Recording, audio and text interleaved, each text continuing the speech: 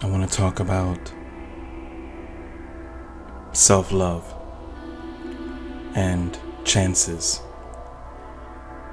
The beautiful thing about our life is that we always have another chance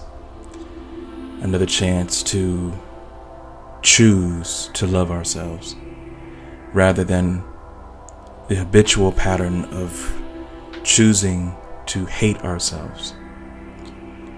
And what I believe is that the reason why we don't give ourselves the grace or the mercy to fail, to mess up, because you might be listening to this and I'm talking about giving yourself a chance, and you might have already broken the promise you made to yourself.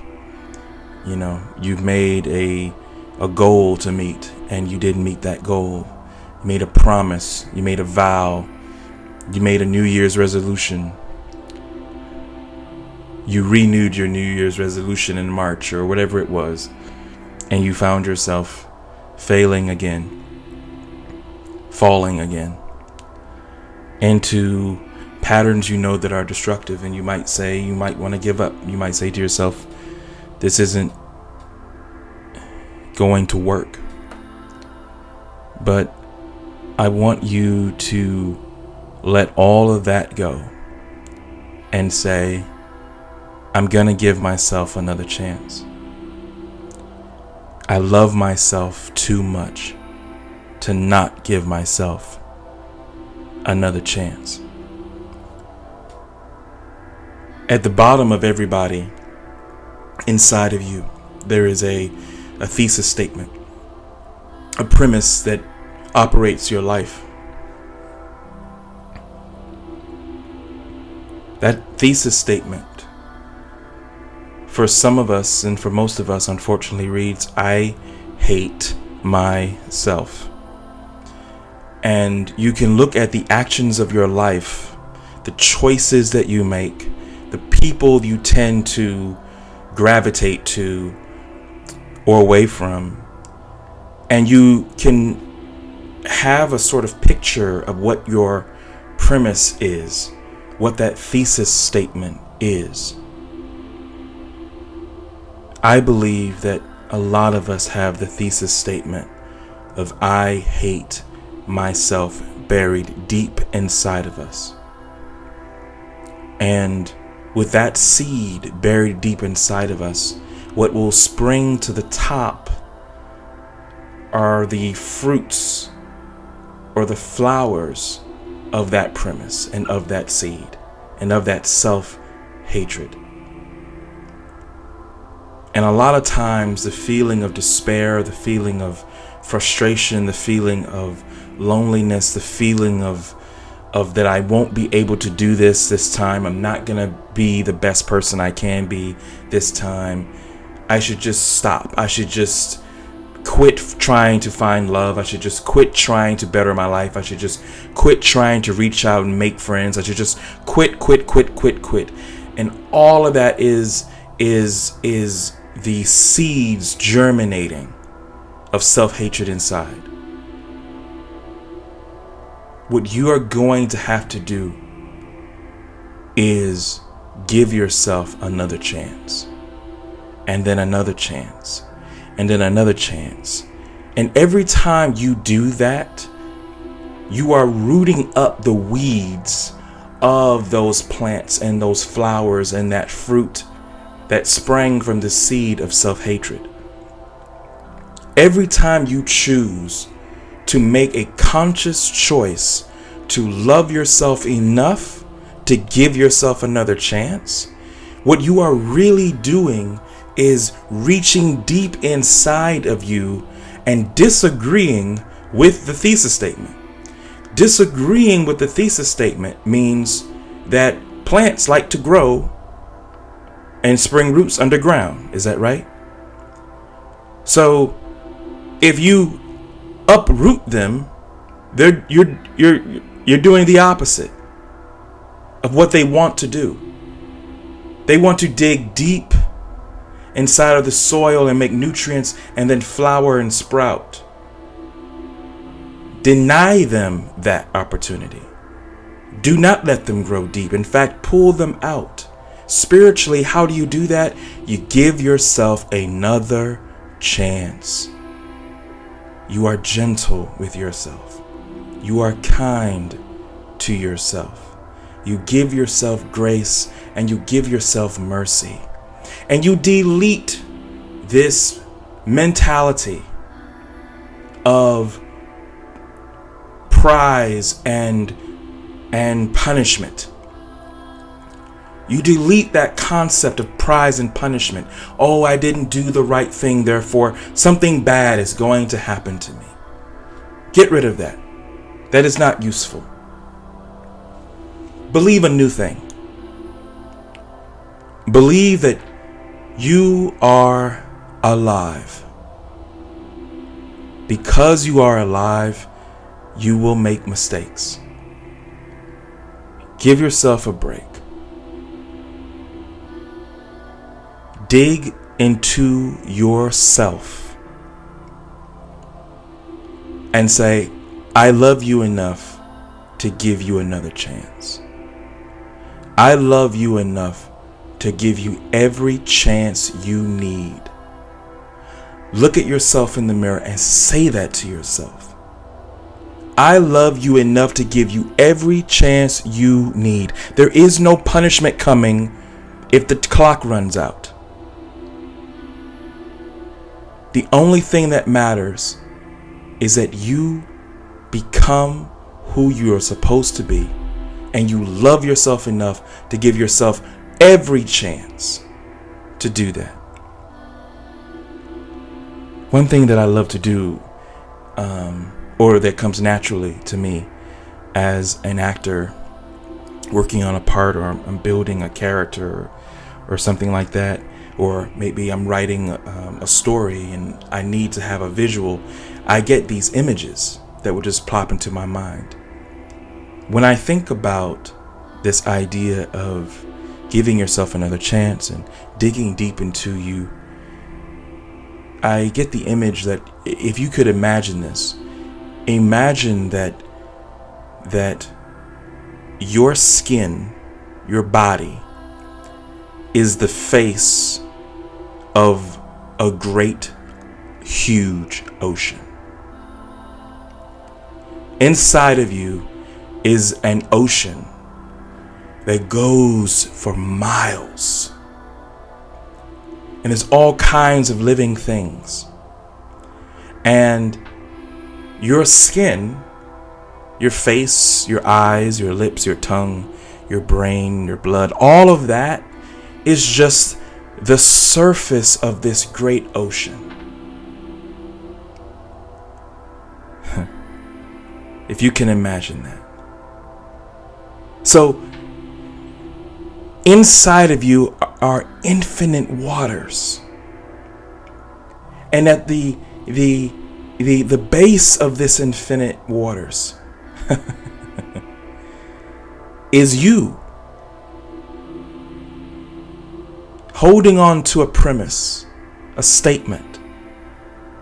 And what I want you to do is I want you to see yourself inside of yourself, into these deep waters that is inside of you, underneath your skin, underneath your blood, underneath the bone, underneath the marrow, underneath all of that. If you dig deep enough, there is a core to you that is deeper, and it's water, it's oceans that go on for miles. See yourself at the bottom of that, holding on to a sort of banner,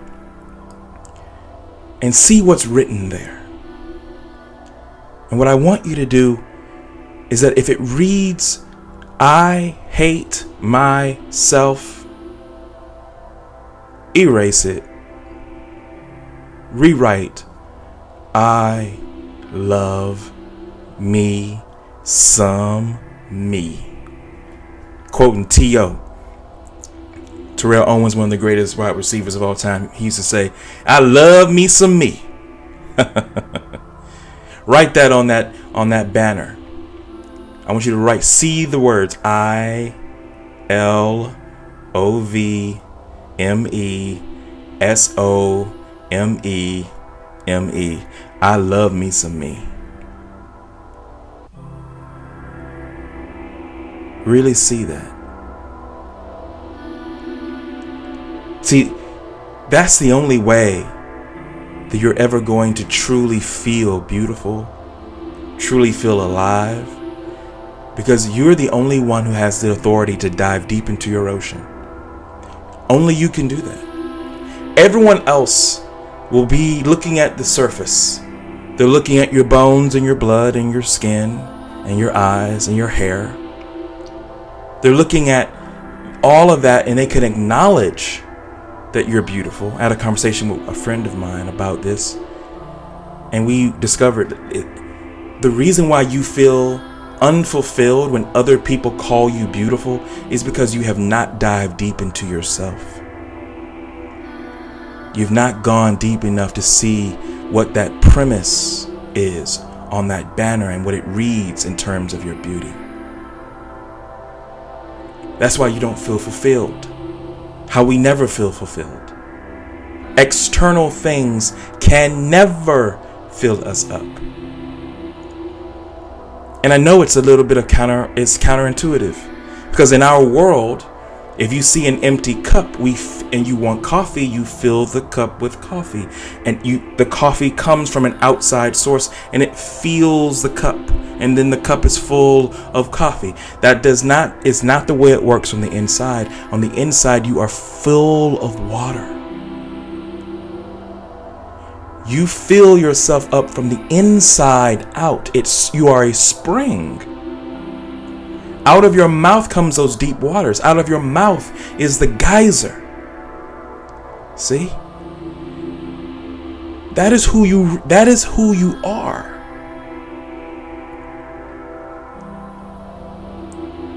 Nothing external will ever fill you. You will only feel full when you dive deep into you, because only you can affirm you. External forces will only acknowledge you, but only you have the authority to affirm you, to confirm you, to validate your beauty. Only you can do that. No one else can do that. So give yourself a break.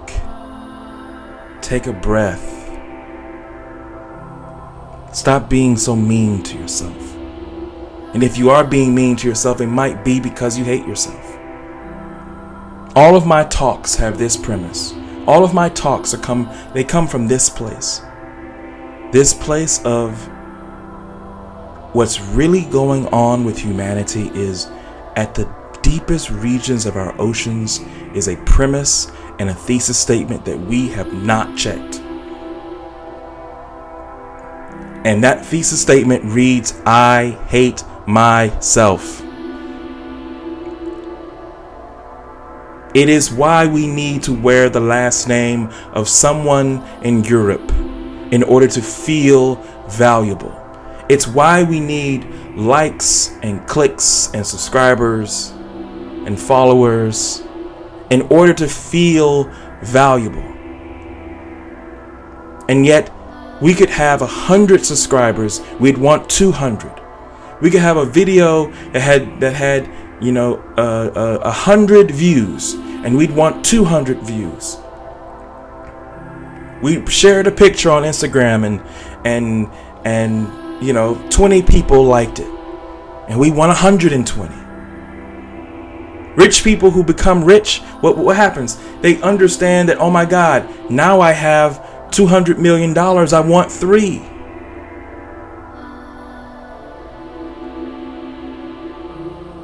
Because it's never enough. It's never going to ever be enough. External things will never fulfill you. Because that's not how it works.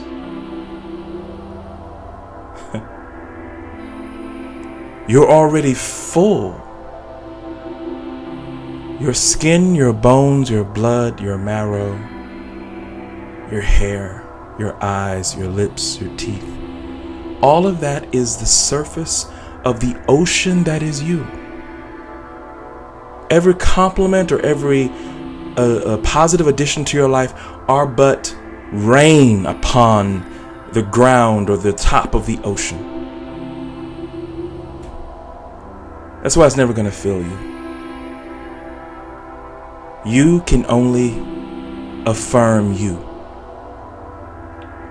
But you have to give yourself another chance.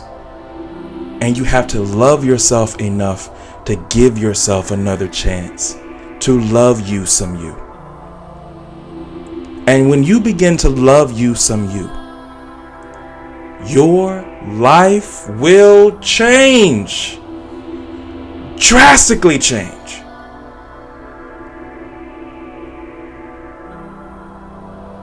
The reason why some of these things that we believe about the law of attraction and all of that isn't necessarily working is because your premise isn't working with it.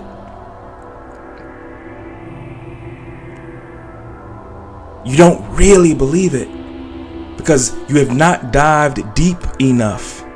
You've gone into your mind, but you've not gone into yourself. Dive into you.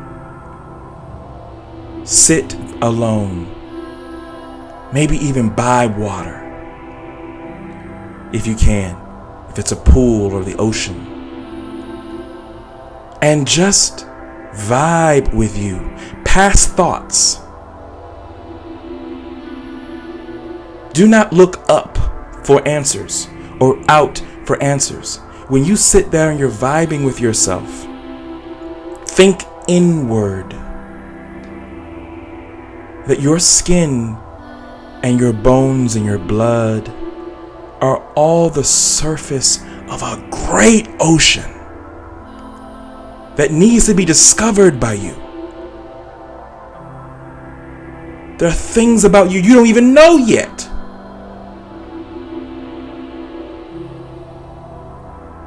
Vibe with you. Take some time. Be kind to yourself. Give yourself a chance to love yourself. Go into that water, see yourself, change the premise, change the thesis statement. Every day do this, every single day. It is a part of you. That ocean is a part of you. Can you imagine? Can you imagine going through your life and never brushing your teeth because your mouth is closed more than it's open? And you're like, well, you know, I'm just going to leave my teeth alone. Your teeth are a part of you. Your heart is a part of you. You don't want to just continually eat things that's going to mess up your heart or your organs. Maybe you don't see them all the time, but they are a part of you. That ocean is a part of you. It has been neglected for too long. Religious systems have taught us to think up, think out, look up, think out, look up, look up, look out. No, look in, look in, look in. Nature teaches us that those trees are standing tall because the roots that you cannot see are buried deep. That tree is investigating the world beneath the soil. And it's found something of solid and substance to root into so that the tree can stand tall and be a home for birds and other animals. It can have fruit like pineapples and apples and oranges and all of that, because beneath the soil it has found something to hold on to. It found a reality that no one else can see. That is the journey of our life. That is the deeper vision of ourselves. Digging into ourselves and rooting onto the discoveries that we find, so that what manifests at the top of this ocean is a geyser of life. Thank you so much for listening. And I pray that you dig inside of yourself, dive inside of yourself, and you change that thesis. You change that premise. And then when you activate the laws of attraction, bam, you begin to see it and feel it because you have changed your premise. Thank you. Love yourselves.